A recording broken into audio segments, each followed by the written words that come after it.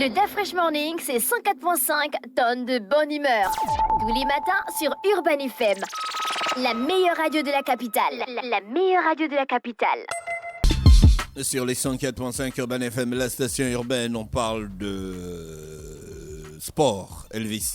Bonjour la fraîche. Bonjour Elvis. Bonjour Mosler, bonjour René Rude, bonjour Fallon. Bonjour tout le monde, bonjour René Rude. On parle de sport ce week-end, on parle des éliminatoires de la CAN des moins de 23 ans. Le coach Saturnin Ibela a donné la liste des 23 et ce dimanche 23 octobre, les Panthères du Gabon des U23 seront opposés à l'équipe malgache du côté d'Antananarive. U23, tu es déjà professionnel, non? Moins de 23 ans, Mosley, c'est 22 ans, non? Oui. On rentre dans le football à 16 ans, non? Bien sûr. Il y a certains à 14 ans. Certains à 14 ans, mais quand tu connais un footballeur professionnel à 14 ans, Ansou Fati a 18 ans. Le frère, non, quand je dis 14 ans, c'est-à-dire on peut commencer à être dans les réserves de la première division, de certaines équipes. Au fur et à mesure, on évolue, mais on peut commencer à jouer parfois à 16 ans, 17 ans. Bon, quand tu as suivi généralement ton je crois le petit frère de Lemina qui vient de signer au Paris Saint-Germain, il a commencé, je crois, à 14 ans. Hein. Oui, mais pour le moment, il joue avec l'équipe réserve. Donc voilà. Là, ce sont les... Mais il est déjà signé au PSG. Il est signé professionnel. Voilà. Il même est signé s'il joue avec la réserve. Même s'il joue avec la réserve. Bien sûr. C'est-à-dire, dans les réservistes, il y a ceux qui ont le statut pro, comme lui. Il a 17 ans. Là, c'est les vrais réservistes. Bien sûr. Même pas les là, il y a d'autres. réservistes du Gabon. On a les réservistes ici, là.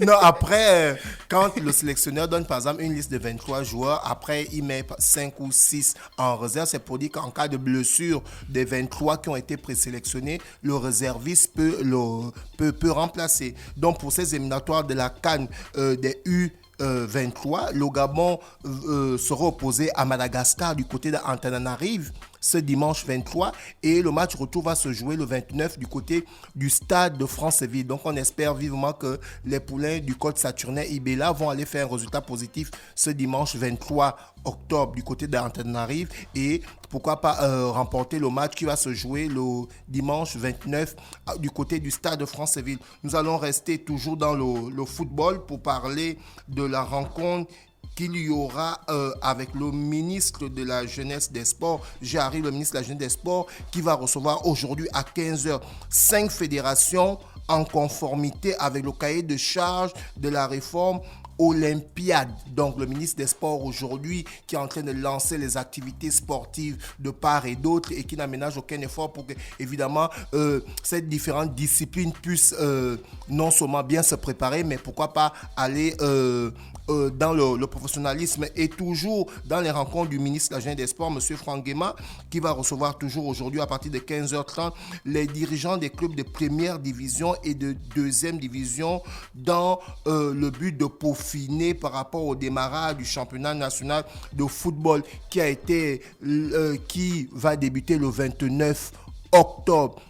Selon le cahier des charges du président de la Ligue nationale de football. Nous allons parler de football européen et aujourd'hui, il y a un petit scandale qui se passe du côté de Manchester puisque le quintuple ballon d'or Cristiano Ronaldo, lors du match de Tottenham face à Manchester, celui-ci a refusé de rentrer à la deuxième mi-temps. Donc, il a tout simplement été écarté. Cristiano Ronaldo, aujourd'hui, qui a été écarté par les dirigeants de Manchester et en ce moment il s'entraîne avec l'équipe réserve, donc il a été aussi écarté pour le choc qui va se passer ce week-end parce que Manchester United sera opposé à Chelsea et Cristiano Ronaldo qui a été écarté pour mauvais comportement. On a pu même voir sur les réseaux sociaux où il a tweeté, où il demandait les excuses et tout, que non, parfois il y a lorsqu'on est à chaud comme ça dans des situations pareilles, généralement la décision qu'on prend, elle ne sera pas la bonne.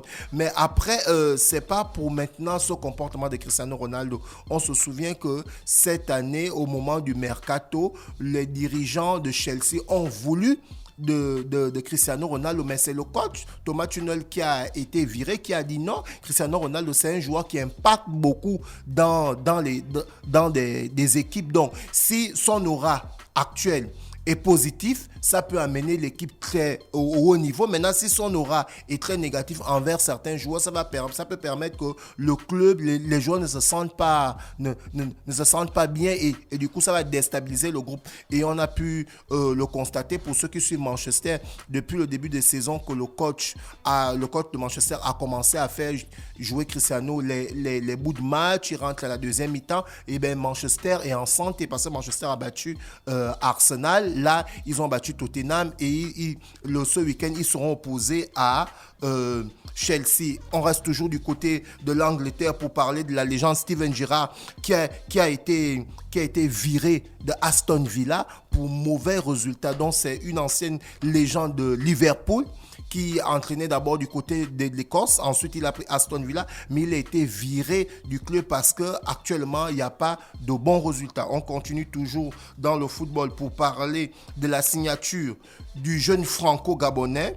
Le jeune frère de Mario Lemina, appelé Noah Lemina, l'attaquant est désormais lié au club de la capitale. On parle bien du club de la capitale parisienne, le PSG, jusqu'au 30 juin 2025.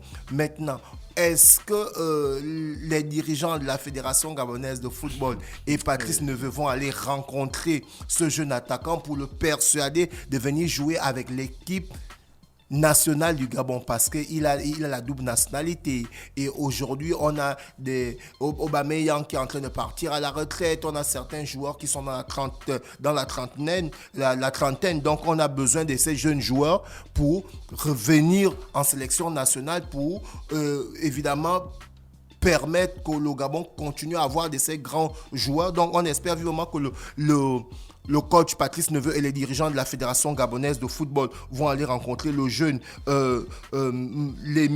Lemina Noah pour signer avec l'équipe nationale du Gabon. Nous restons toujours du côté du football et on repart du côté de la Premier League pour sortir quelques résultats. Les résultats qui sont joués en milieu de semaine. Chelsea était opposé à Brentford 0-0. Newcastle a battu Everton 1-0. Manchester United a battu Tottenham 2-0. Je le soulignais tantôt que c'est lors de cette rencontre-là que Cristiano Ronaldo a refusé d'entrer en cours de jeu et c'est suite à ça, ce mauvais comportement-là, qu'il a été écarté pour le match de Manchester face à Chelsea et en ce moment il s'entraîne avec l'équipe réserve. Et de l'autre côté, Fulham a écrasé Aston Villa 3-0. C'est justement à cause de cette rencontre-là que Steven Gerrard a été viré de son poste. On continue toujours dans le football pour parler des prochaines rencontres de la Premier League.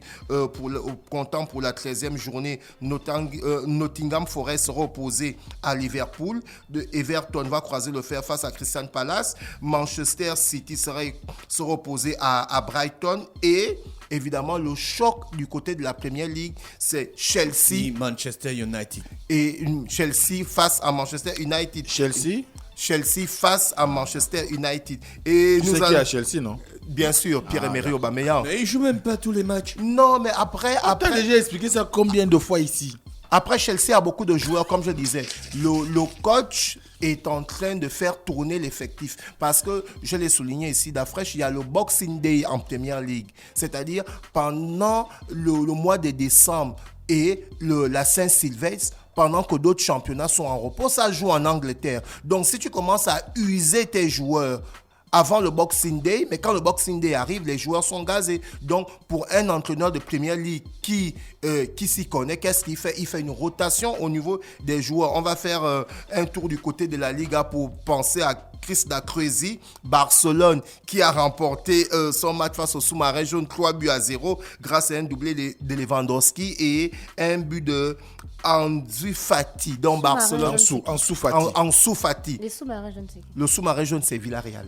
C'est comme ça qu'on appelle Villarreal, en fait. Donc, Barcelone qui se relance après la défaite au Classico face au Real de Madrid. Donc, c'est sur cette note de sport qu'on va terminer l'actualité sportive ce week-end. On espère vivement que les Panthères du Gabon, les U23, vont aller faire un résultat positif du côté de Antananarive, du côté de Madagascar.